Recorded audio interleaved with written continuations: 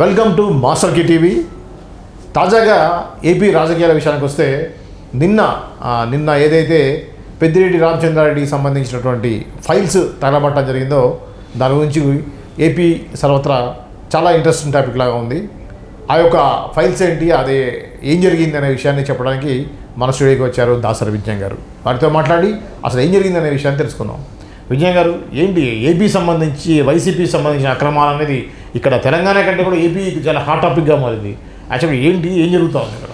ఇప్పుడు కరకట్ట దగ్గర ఏదో చిన్న కలకలం అండి, సింపుల్గా చెప్పాలి. కరకట్ట కలకలం అంతే. మార్నింగ్ రాత్రి అదేదో 9 గంటల టైంలో 9 o'clock ఇన్నోవా కార్లో, ప్రభుత్వ వాహనం అది, దాంట్లో ఏపీ 16 EF 2529 ఆ నెంబర్ గల ఒక ఇన్నోవా కార్ వచ్చింది. అందులోకి వెళ్ళి డ్రైవర్ నాగరాజు అనే ఒక ఆయన ఇంకెవడో దిగి వీళ్ళు ఏం చేస్తారంటే ఇట్లా బస్తా తీస్తారు. ఏదో బస్తా అంటే ఏదో పెద్ద శవాన్ని తీసినట్టు. క్రైమ్ సినిమాలో అంతే కదా, చీకట్లో డిక్కీలోంచి ఇట్లా బస్తా తీసి అటు చూసి ఇటు చూసి ఇట్లా పడేస్తారు. ఆ రకంగా ఏదో ఒక జరుగుతుంది. పోనీ పడేసినాడు, పడేస్తే అమ్మో మళ్ళీ పొద్దున్న లేస్తే స్మెల్ వస్తుందో దొరుకుతుందో ఏంటో మరి తెలియదు అని చెప్పేసి తగలబెట్టేసాడు దాన్ని మంచిగా పెట్రోల్ పోసి.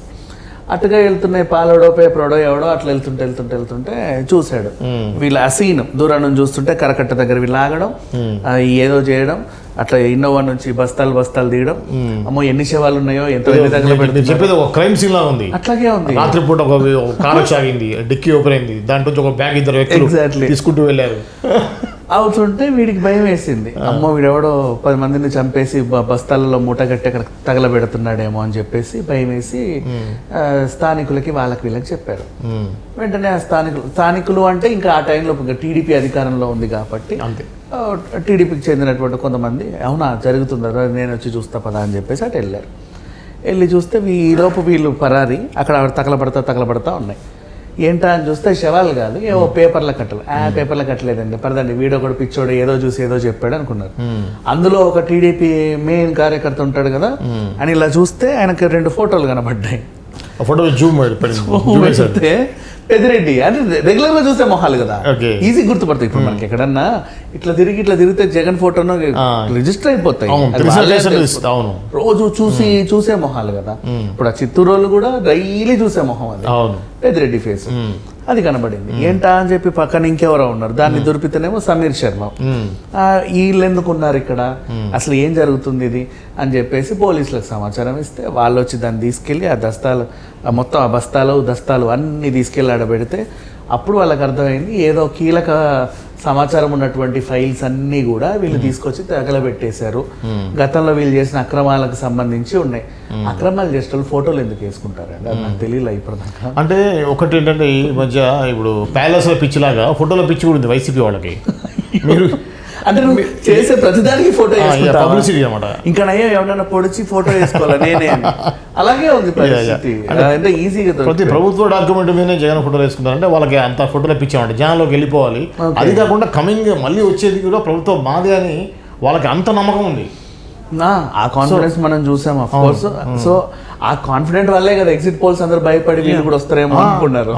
వాళ్ళ కాన్ఫిడెన్స్ వాళ్ళ మొహాలు అవి చూసి. సరే ఏదేమైనప్పటికీ మొత్తానికి అయితే ఈ దస్తాలు అన్ని తీసుకొచ్చి చూస్తే ఆ దస్తావేజులు అన్నిట్లోనూ వీళ్ళ ఫోటోలు ఇవన్నీ ఉన్నాయి. కానీ మ్యాటర్ ఏంటో తెలియదు, అంటే దానికి ఆది అంతం లేదనమాట. ఏవేవో రాసున్నాయి, అవి పరిశీలించాలి. ఇంకా మళ్ళీ వాళ్ళ ల్యాబ్కి తీసుకెళ్ళి ఫోరెన్సిక్ కి తీసుకెళ్ళి అసలు ఏం జరిగింది, ఎందుకు తగలబడింది అనేది తెలియాల్సి ఉంది. అంటే ఒకటి విజ్ఞాన్ గారు, ఇప్పుడు ఆ ఫైల్స్ తగలబెట్టారు అంటే ఆ ఫైల్స్ తోటి కమింగ్ మళ్ళీ ఈసారి వచ్చేటువంటి గవర్నమెంట్ మాదే కాబట్టి అప్పుడు చేయాల్సిన పనులకు సంబంధించినవి ఏవి ఉంటాయి అంతే కదా. గతంలో చేసిన అక్రమాలు అంటే ఓపెన్గా రికార్డెడ్ ఉంటాయి అవి. అవును, చెయ్యబోయే అక్రమాలకు సంబంధించిన చిట్టా అయి ఉంటుంది. సరే అట్లా కూడా అనుకోవచ్చు. ఇంకోటి చెప్పాలంటే తెలివిగా ఆలోచిద్దాం. నెక్స్ట్ మన ప్రభుత్వం వస్తే మనం చేయబోయే ఐడియాలు అంతే, ఈ ఐడియాలు వాళ్ళు కొట్టేసి వాళ్ళ పేరు వేసుకుంటారేమో అని చెప్పి తగలబెట్టచ్చు. అంటే పాజిటివ్ గా ఆలోచిస్తే ఎలా ఆలోచించినా మొత్తంగా అయితే వాళ్ళే తగలబెట్టారు సార్. ఉండాల్సినవి అయితే తగలబడిపోయాయి. ఇప్పుడు ఏం జరిగింది, మామూలుగా మనకి ఇప్పుడు ప్రభుత్వం మారే టైంలో సచివాలయంలో అగ్ని ప్రమాదాలు జరుగుతాయి సార్, తెలియకుండా పాపం షార్ట్ సర్క్యూట్ వల్ల. అట్లా అనుకోకుండా ఫైల్ అన్ని తగలబడిపోతాయి, అన్ని బాగుంటాయి, జస్ట్ ఆ ఫైల్లే తగలబడిపోతాయి.